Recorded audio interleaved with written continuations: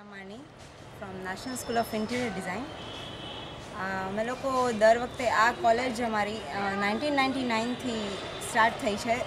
કેટલા વર્ષથી અમે લોકો નવરાત્રિ ફેસ્ટિવલ ઓર્ગેનાઇઝ કરીએ છીએ. તો દર વખતે 2 દિવસ માટે હોય છે આ અમારી ઇવેન્ટ, અને આ વખતે બી છે 1 અને 2 ઓક્ટોબરના. આપણે ખાસ કરીને લોકોમાં કેવો ઉત્સાહ જોવા મળી રહ્યો છે સ્ટુડન્ટમાં રમવા માટે? એવરી ડે બધા સ્ટુડન્ટ્સ પ્રેક્ટિસ કરે છે, એમને ફ્રી ટાઈમ મળે ત્યારે એ લોકો બસ ગમે ત્યારે એમ ડિસાઇડ કરતા હોય કે આપણે શું કરશું શું નહીં. પછી ઇવન મેઇનલી ઇવેન્ટ બધાને એક સાથે એક સ્ટુડન્ટ્સને બધા ભેગા થાય, બધા એક સાથે એન્જોય કરે એની માટેનું આખું ઇવેન્ટ છે. અને નવરાત્રિ બધા ભેગા મળીને રમી શકે. ખાલી સ્ટુડન્ટ્સ જ નહીં, ફેકલ્ટી પણ હોય છે. પછી અમે બહારથી આર્કિટેક્ટને બધાને બોલાવીએ છીએ, અને એ રીતે ફેકલ્ટીને ઘણા બધા હોય અને આખું ઇવેન્ટ આમ એવી રીતે ઓર્ગેનાઇઝ કરીએ કે બધા ભેગા થઈને બધા એન્જોય કરી શકે. આપણે સિલેક્શન માટે જજિંગ માટે કોઈ ખાસ જજને બોલાવેલા છે? જોય સર અને મીરા મેમ છે. એટલે દર વખતે અમારા જે છે પ્રિન્સિપલ એ જ હોય છે, એટલે આ વખતે પણ એ જ છે, જોય ચતવાની. આશરે કેટલી સંખ્યા હશે અહીંયાના રાસોત્સવમાં? 550 to 600નું ક્રાઉડ હોય છે દર, અને આ વખતે બી એટલું જ. અને ફાઇનલ રાઉન્ડમાં સિલેક્ટ થાય એના માટે કોઈ પ્રાઇઝ ડિસ્ટ્રીબ્યુશનમાં શું રહે? એના માટે શિલ્ડ છે, પછી બીજું બધું હજી છે, ગિફ્ટ્સ છે, એ બધી સરપ્રાઈઝ છે, અને બસ એટલું છે.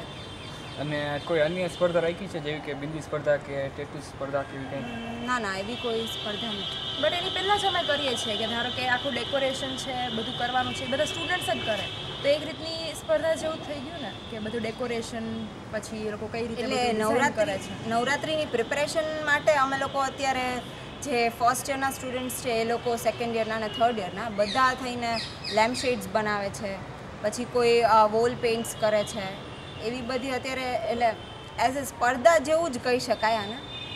એવું અત્યારે પહેલાં થાય છે, એટલે કોઈ નવરાત્રિમાં કાલે કંઈ નહીં હોય. 1999માં ચાલુ થઈ હતી કોલેજ, ઇન્ટિરિયર ડિઝાઇનિંગની કોલેજ છે. એ ટાઈમ પર પહેલી વાર એવું બન્યું હતું કે સ્ટુડન્ટ્સમાં બધા ગર્લ્સ ને બોયઝ બધા સાથે હોય, અને આઈ થિંક સૌરાષ્ટ્રની આ એક જ છે કોલેજ ડિગ્રી માટે ઇન્ટિરિયર ડિઝાઇનિંગની. ત્યારથી કોલેજ ચાલે છે, અને આ ડિઝાઇનરની કોલેજ છે, એટલે એનું જે બધું મોસ્ટલી જે બધું હોય છે સ્ટુડન્ટ્સ જ હેન્ડલ કરતા હોય છે. એટલે કોઈ ફેસ્ટિવલ હોય તો બધા સ્ટુડન્ટ ઓર્ગેનાઇઝ કરે, કંઈ પણ એક્ટિવિટી થાય તો બધું સ્ટુડન્ટ કરે. આ બીજી કોલેજની જેવું બધું નથી હોતું કે સર આવે તો બધા ડિસિપ્લિનમાં આવી જાય, બધા સરની સાથે આમ ફ્રેન્ડલી એટમોસ્ફિયર હોય એવી રીતે છે. અને આ સ્ટુડન્ટ કાઉન્સિલ એક બોડી હોય છે જે આખી કોલેજને રિપ્રેઝેન્ટ કરે છે. એટલે એનું સ્ટુડન્ટ કાઉન્સિલ જ છે જે બધું મેઇનલી બધું હેન્ડલ કરતું હોય છે, જે એક્ટિવિટીઝ જે બધું હોય છે એ રીતે એક રીતે અમે ભણતા પણ હોય છે, અને એક રીતે અમારો ગ્રોથ પણ થતો હોય છે. Thank you.